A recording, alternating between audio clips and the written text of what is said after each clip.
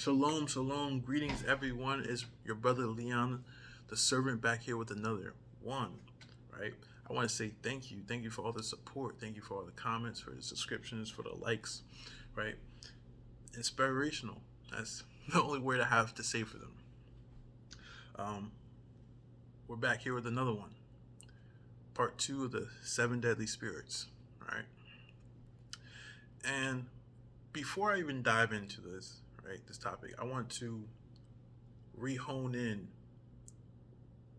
exactly what we're examining. These spirits that lead us to do what? What is the goal of these spirits? And how is it viewed at the very end? And the simple answer to this is disobedience, right? Now, this video was supposed to help edify and break down these spirits and how to deal with them and give an edification and oversight, right? But I want to remind you all, it boils down to disobedience and obedience. There's only two sides to this whole entire war. It's with the Most High or against the Most High, right? And I don't want people to get caught up in thinking that they have multiple different adversaries. You have one adversary, right? And that is anything that opposes the will of the Most High, right? So I want to keep that in mind as we move forward. Now, the title is The 7 Deadly Spirits. The subtitle for this video, though, will be The Dark Side of Desire. Right? Let's get into it. Let's look at lust, envy, and gluttony. I would mention greed, but greed was covered in the last video. So we're going to go with those three. And I want to redefine the common term of lust. For the common term of lust, people view it as a desire that is sexual, and it is impure. I want to first cover why that doesn't necessarily fit lust. And also want to expand on scripture that uses lust slightly differently so that we might have a better understanding and we can move forward with a good foundation, right? Now first, let's change lust to a strong desire that typically meets that person's demise. Not always, typically, right? That would be the connotation. It would be a negative connotation, right? And let's look at some scriptures to back that up before we proceed. Deuteronomy 12 and 20, and it reads, "When the Lord thy God shall enlarge thy border, as he has promised thee, and thou shalt say, I will eat flesh, because thy soul longeth to eat flesh, that thou mayest eat flesh whatsoever thy soul lusteth after." Whatever you desire, not necessarily negative, right? Let's look at another one. Exodus 15 and 9. The enemy said, I will pursue, I will overtake, I will divide the spoil. My lust, or my desire, shall be satisfied upon them. I will draw my sword, my hand shall destroy them. It's not sexual, right? And let's see, there's one more. Romans 1 and 24. Wherefore God has also given them up to uncleanness through the lust of their own hearts, to dishonor their own bodies between themselves.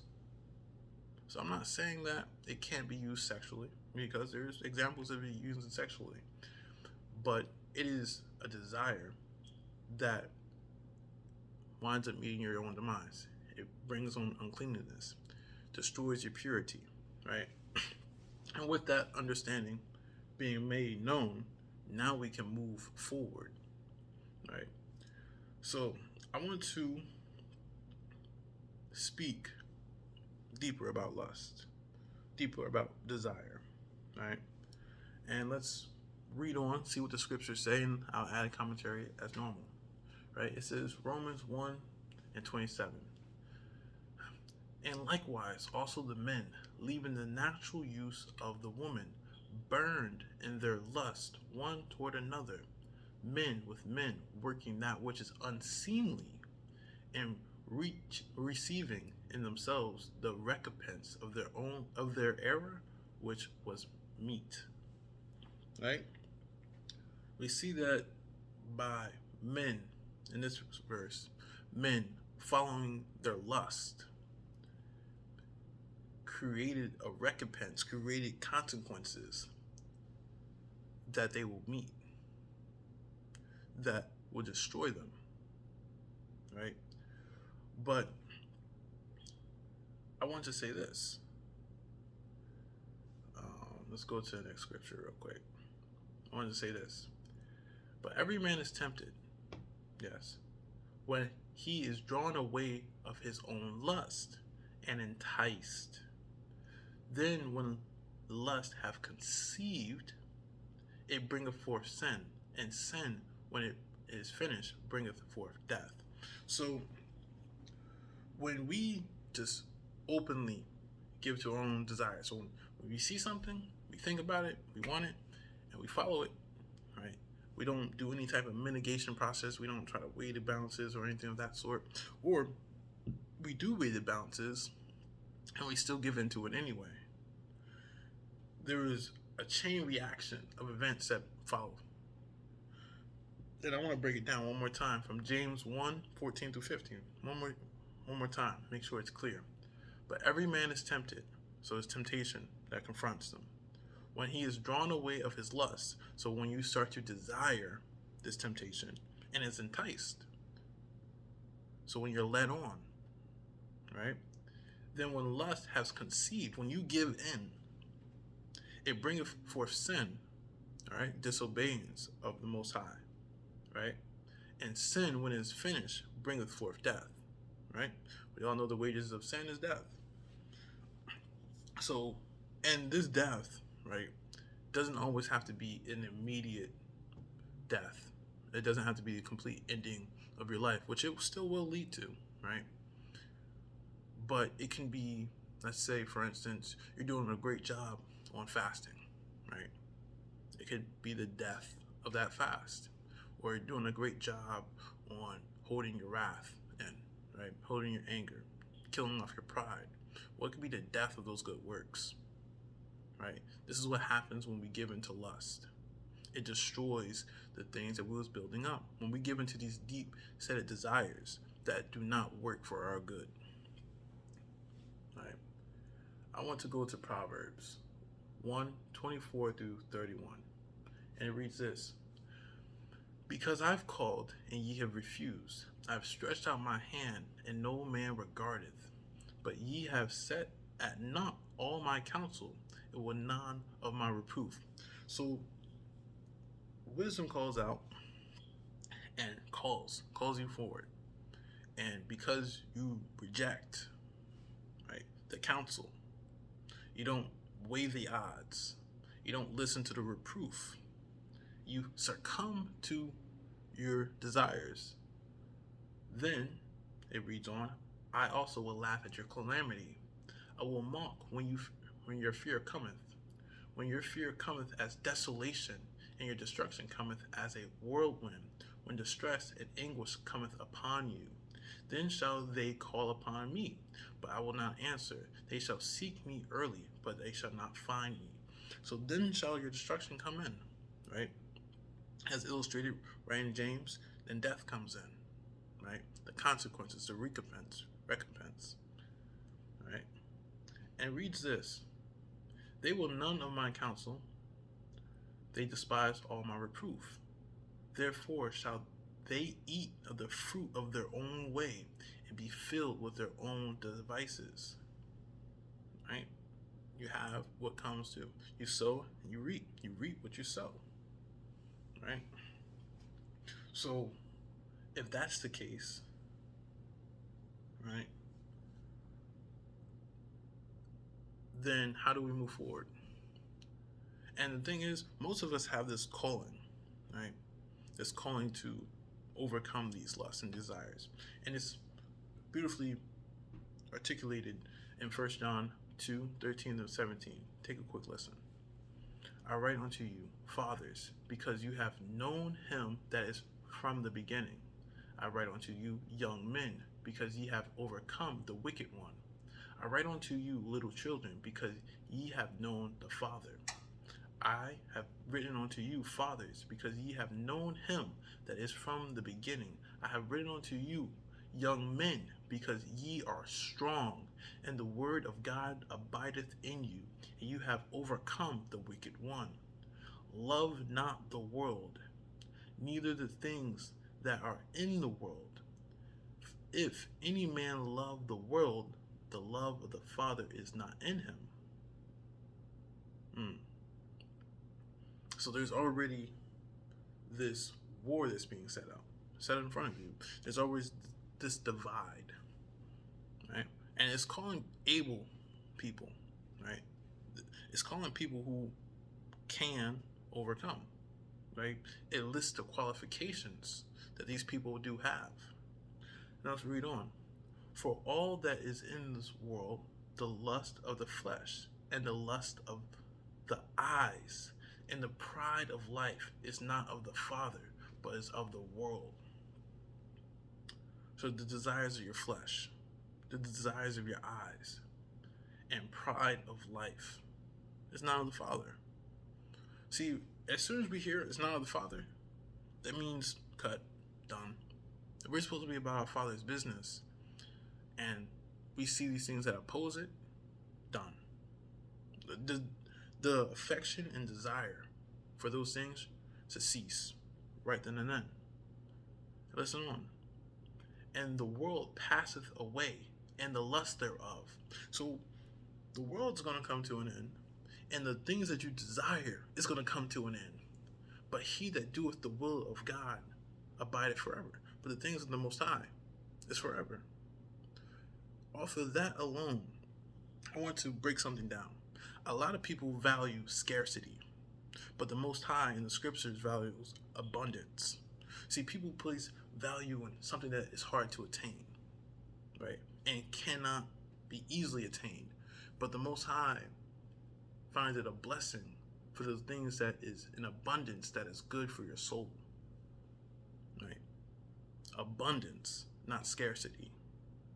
And if we know that the time is scarce here in this world, and the time is scarce of these lusts, but there will be a ever-growing abundance following the Most High, that should cause us to reason with ourselves, to put these things aside, right? I want to look at the answer for lust. This is the answer for lust, as I don't like to pose these problems or issues without an answer. We're going to look at Romans 7:7, and it says this: What shall we say then? Is the law sin? God forbid. Nay, I had not known sin but by the law, for I had not known lust, except the law had said, Thou shalt not covet. We need to meditate on our desires. We need to meditate on the things of the Most High. We need to bring into subjection all these things. And we cannot just be going with the wind. We cannot just one day do this and the next day do that and think we're going to make it by. Right? That's not going to fly. We need to seriously self-examine ourselves and our desires, and what does that mean for the people around us, for the God that we serve. For we are no longer ourselves, and we no longer live for ourselves. But what does that really mean? All right. Now, let's move on to the next one. The next desire. Envy. And people will look strange and say, how is envy desire? Well, envy comes from wanting what others have. So let's read James 3:16. And it says, For where envying and strife is, there is confusion in every evil work. When jealousy creeps in, right, it only creates confusion and evil. Now, I want you to listen to the next one. I want to really expand upon this. Okay? This is Job 5:2.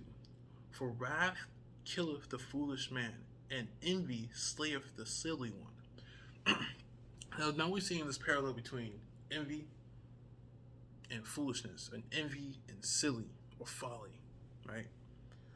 It doesn't make sense to envy others, period, point blank, period, at all. Whether they're righteous, whether they're wicked, whether they're family, whether they're a friend, whether they are foe, right? If you have the Most High Yah or the Most High God, right, on your side, what else can you truly want? What else can you truly gain? And why does it come from a spirit that you want to take? Why do you want to take something from someone else? It's never the spirit of wanting to replicate, never wanting the spirit to emulate and commemorate, right? If you see someone who is well established and you look at them and say, they don't deserve that, I want that, I want to take that from them, what makes them think that they're good enough for that? What space are you coming from? What rights do you have to feel these vile emotions and to fulfill these tendencies that will only leave you to covet something that's not yours? Right? It says this in Proverbs 27:4. Wrath is cruel and anger is outrageous, but who is able to stand before envy? Wrath is cruel and anger is outrageous, but who is able to stand before envy? It makes no sense. Like, someone who is envious or jealous or who has red eye, right? Then how can you even share the same space with them? They want to take what they did not earn or what they think that they deserve,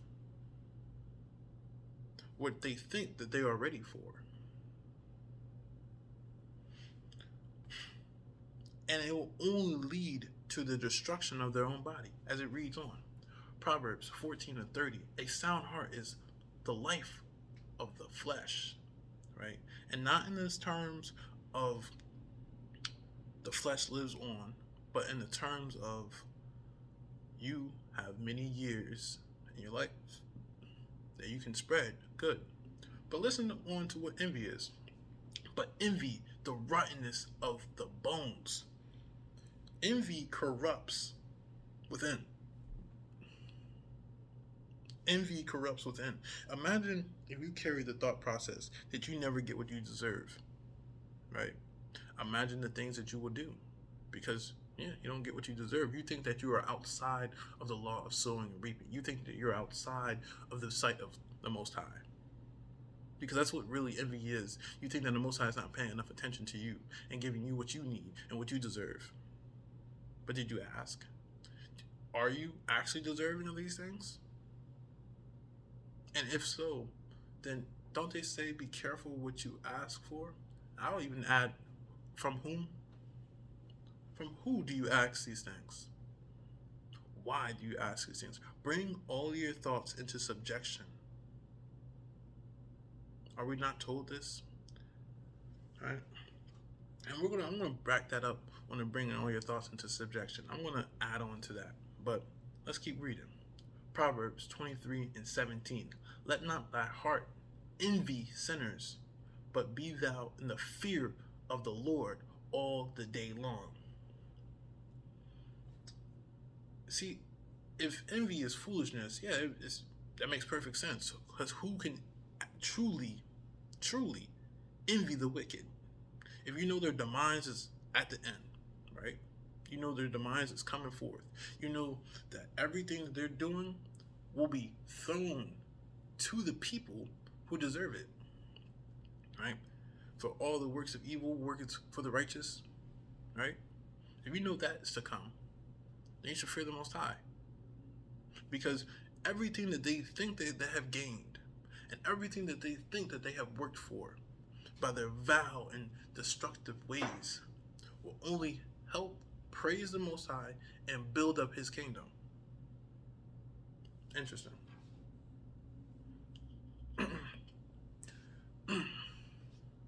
Let's read on. I suggest everyone take some time. If envy is something you've been struggling with, or you want to look more into self-reflection, check out Proverbs 24. We'll read a short snippet of it. We're going to read verses 1 to 3, and it says this: Be not thou envious against evil men, neither desire to be with them. For their heart studieth destruction, and their lips talk of mischief. The wisdom is an house buildeth, and by understanding it is established. Envying the wicked will only lead to demise and destruction.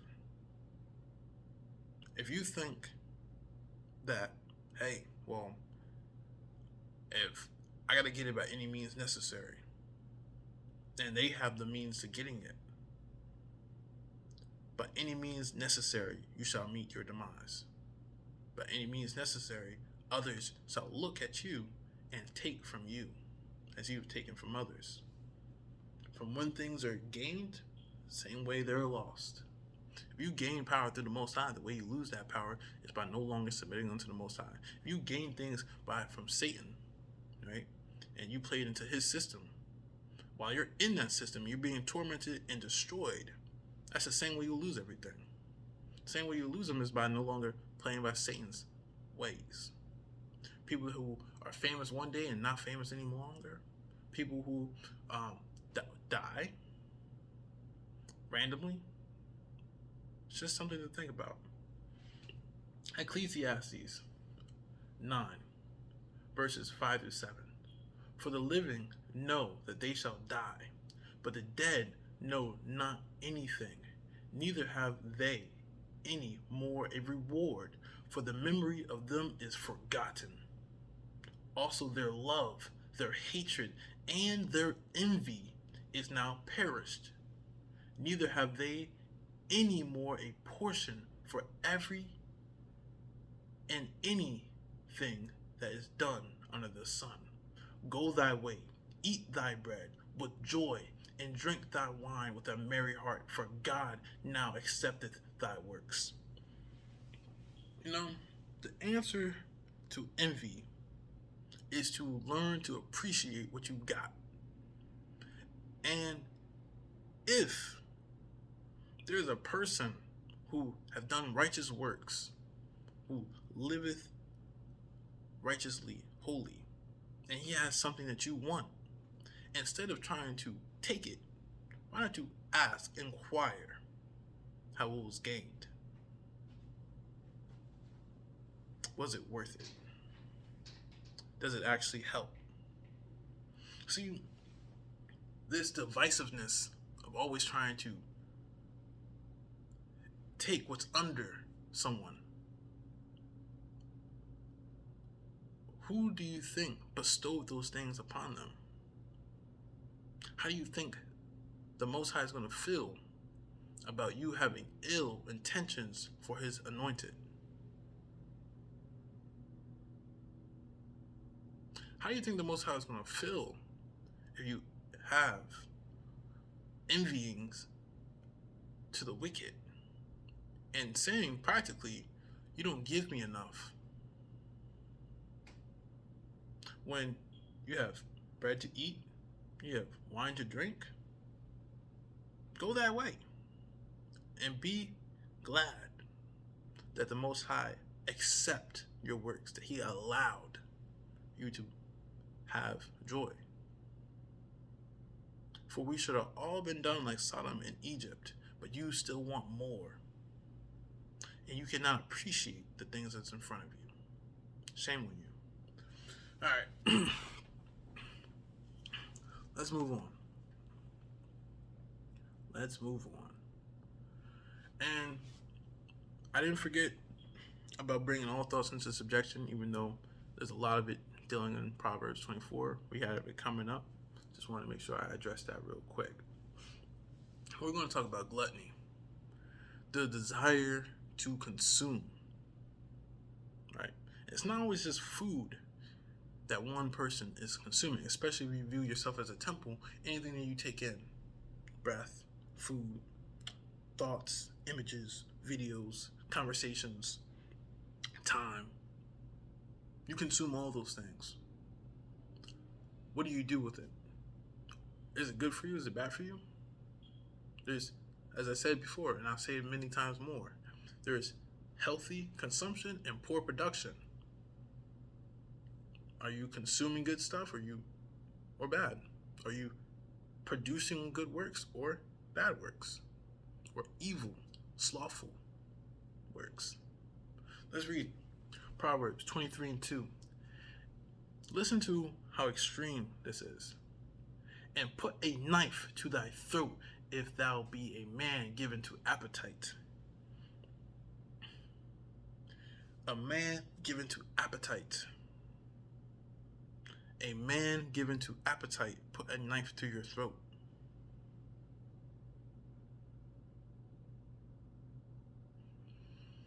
Why is it that extreme? Why is it practically telling you that you need to put an ultimatum before you to end it? Because those desires will lead to your demise, right? If you just consume anything and everything, you're nothing better than a city without walls. And let's read that real quick. Proverbs 25:28, and it reads, he that have no rule over his own spirit is like a city that is broken down and without walls. You have no protection. You have no hedge of protection from the Most High.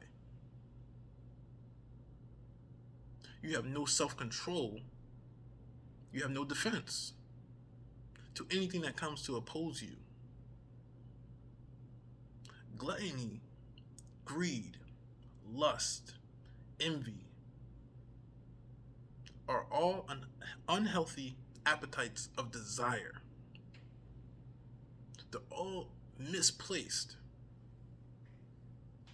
and they leave you susceptible, to your own destruction. Right? So, what do if you have gluttony? You feed yourself life. You change your diet.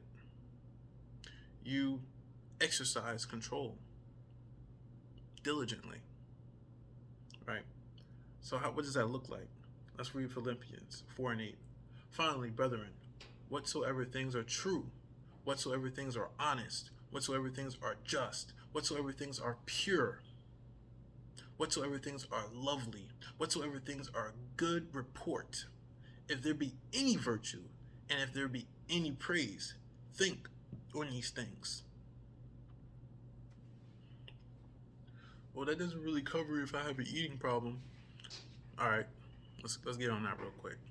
If you know you have an issue with eating, right, then fast.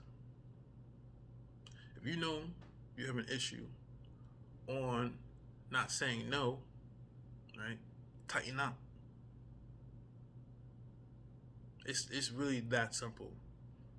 Know that every time that you give in to something that is now the Most High, you are letting and siding with the Most High, with Hasatan, with Satan, with the Prince of the Air. Oh, well, that's easy for you to say. It's not easy. Period. It's simple, not easy. If it was easy, everyone would do it. You know, most people go with the least amount of resistance. I'm telling everyone to stand and fight for what they think is right, for what they think is just, for what they think is lovely, for what they think is honest, what they think is honorable. I'm not telling you to just sit here and be given over to your devices. I mean, go ahead. You will be destroyed. Period. And that's on everything the Most High has said and professes, as you see in the news, as you see in the streets, you give yourself over to your vices. You give yourself over to these deep-seated, nefarious desires, and you shall meet your end. All right? Now, I want to segue into something. It's slightly off topic, but it builds onto what I was just saying. We need to be aware of what we're being shepherded by, what we're being led by. What is our spiritual guidance? And maybe I shouldn't do another video on this, but I want to cover it in this video as well. Let's look at John 10, 8 through 14. All that ever came before me are thieves and robbers, but the sheep did not hear them. I am the door. By me, if any man enter in, he shall be saved, and shall go in and out, find pleasure, or pasture, The thief cometh not but for to steal, to kill, and to destroy. I am come that they might have life, that they might have it more abundantly. Right? So, it's saying anything besides this right here that's only trying to steal and destroy and to kill. Right? But he has came to give us life. Now, I want to examine this parable that's given, right? This analogy. I am the good shepherd. The good shepherd giveth his life for the sheep. So the good master, or the good guidance, or the good one that we should follow, will give his life up for us. But let's hear what the hireling does. But he that is a hireling and not the shepherd, someone who is here for a short time, someone who does not possess or own you, someone who is only here for monetary gain, and not the shepherd, who own the sheep or not. Seeth the wolf coming, seeth these desires come, seeth these issues come, seeth these devils come, and leaveth the sheep. So when all things are good, this false shepherd, this hireling, will be good with, he'll be with you. But as soon as destruction comes, as soon as the wind blows, he will flee. And the wolf catches them and spreadeth the sheep. If anyone ever wonders why everything seems all good and then everything just goes to hell, or everything just goes sideways, right? It's because you were listening to the hireling. You were following the ways of the world. And hey, the ways of the world work until you're judged, until there's consequences. Until you have to examine yourself and you see all the parasites and demons and infestive nature that tries to take over you. The hireling fleeth because he is an hireling and careth not for the sheep. See, this hireling can be likened onto the flesh in a lot of ways.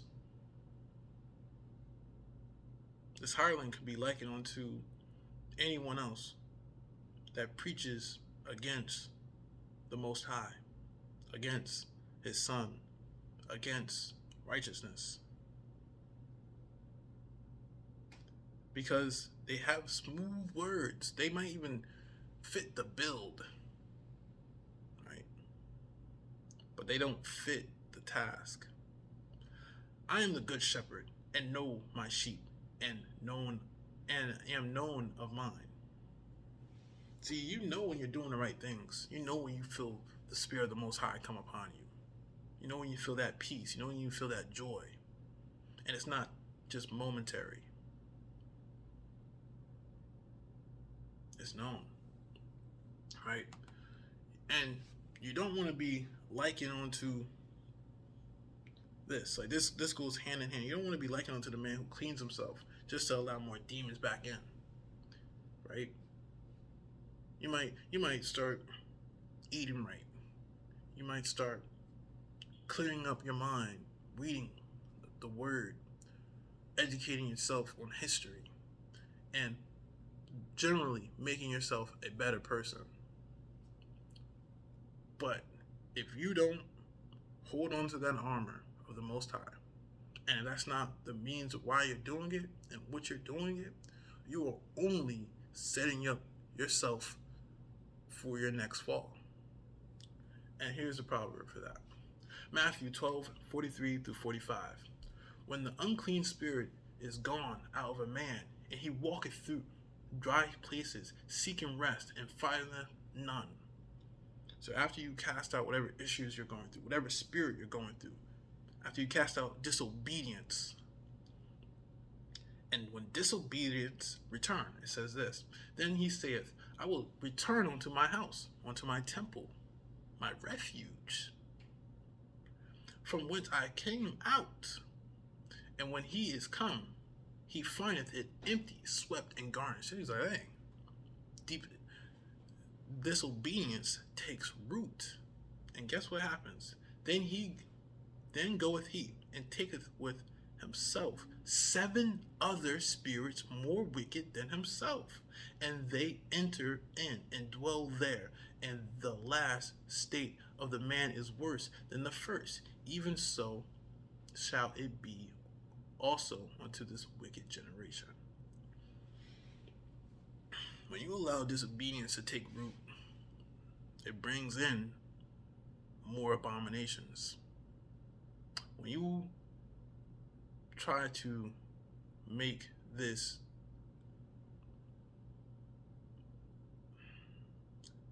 harder than it has to be,